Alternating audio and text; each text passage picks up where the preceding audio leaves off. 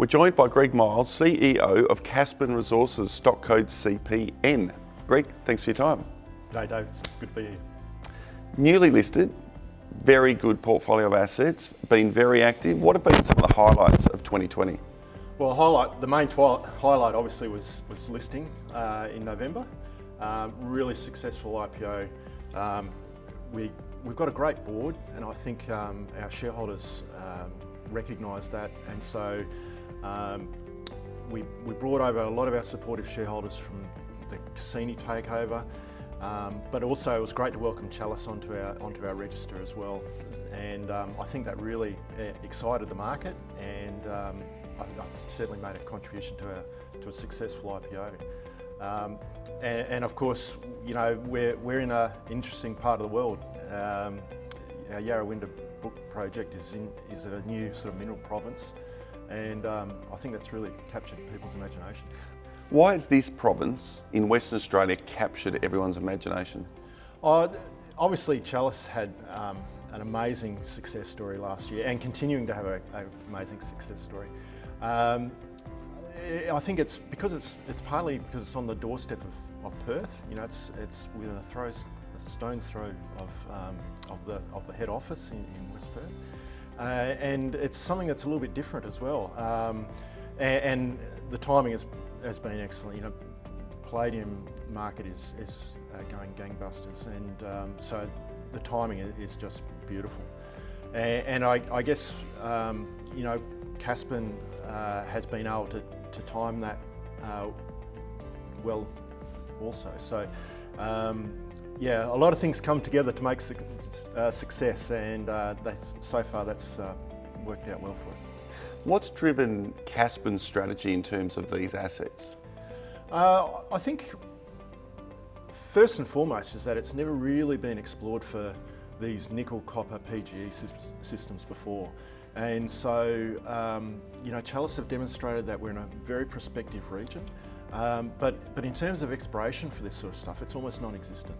So it's a new world, and we can apply new ideas with new data sets, and the opportunity for discovery is excellent.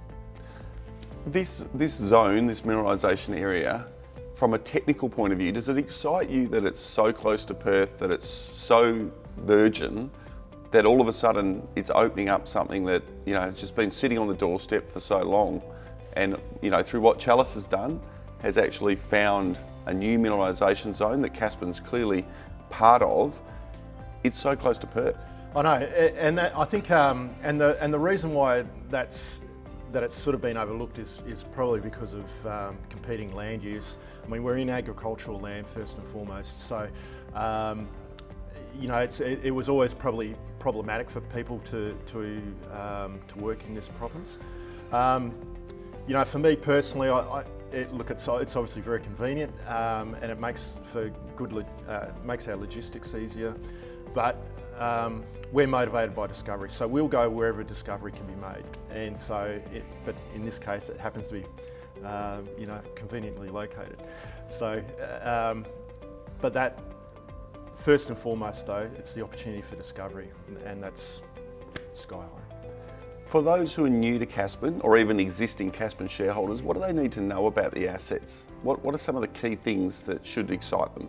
Well, right now it's the fact that we're actually active and on the ground and drilling. We had two of our more advanced prospects that were drill ready. We started drilling earlier in May.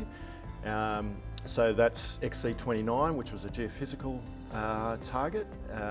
We put out some early visual sort of results on that last week. Looks really good. We've hit sulphides. We can see that there's some mineralisation in the system. So now it's off to the laboratory, and we're waiting for those assays to come back.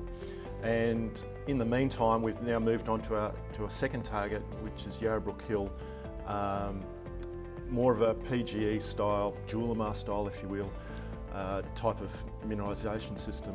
And you know, we're going to be drilling 2 holes there. It'll take another sort of week or so. So we're active, and there's lots of news coming.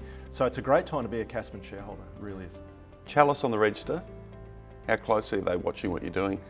Oh yeah, close. Yeah, we've got a good relationship with Chalice. I think it's good to learn a bit about what they're doing. That's a vision of success. So that's what our shareholders should recognise as what success looks like. I guess we're on a really steep learning curve, and Chalice have been great to help out where they can. So no, we've got a great relationship. 2021, what does it look like? Already underway, but what does it look like for Caspin? It's a busy year. We're going to work through this drill program, assess the results, and see where that takes us. I think we could, if the results come back positive, we'll probably see another follow-up program in the not too distant future. But we'll also keep collecting some of that fresh data in the region as well. We've got about 400 square kilometres that hasn't had any kind of exploration on it at all. So we're doing a lot of the early stage, low-key kind of exploration activities, soil samples, geophysical surveys. It's not very exciting, but it's good science, and so we'll continue to do that. And then later on in the year, we'll also move out to our Mount Squires project. One of the last frontiers in Western Australia, really. And that's more of a gold project. It sits alongside Oz Minerals' West Musgrave project, so it's obviously got a lot of nickel-copper prospectivity as well. But we're focusing first and foremost on the gold aspects of that project. There's some interesting mineralisation been identified in the past, but it's wide open spaces, and that could really be anything out there.